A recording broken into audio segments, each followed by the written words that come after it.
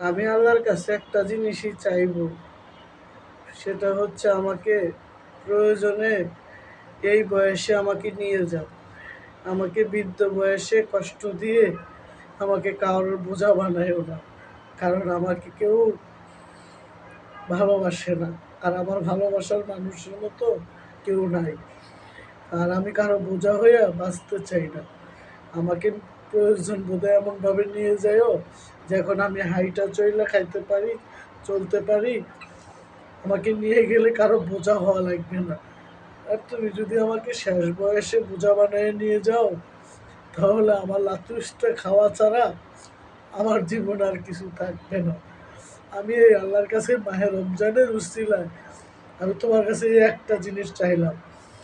মানুষ ধন সম্পদ কত কিছু চায়, আমি কিচ্ছু চাই না।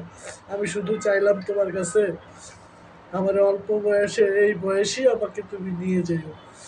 আমাকে কষ্ট দিয়ে নিও না, আমাকে মানুষের বোঝা বানাইয়া নিও না।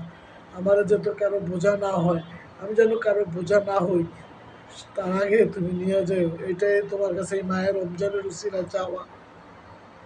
কারণ আমাকে কেউ টানবো, আমার কেউ ভালোবাসবে বা আমার কেউ সেবা যত্ন করে এরকম লোক আমার নাই।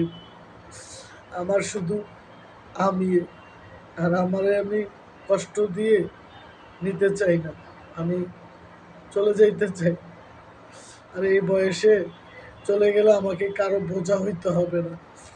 শুধু আমাকে নিয়ে যাবা এটার অপেক্ষায় আমি দিন গুনি।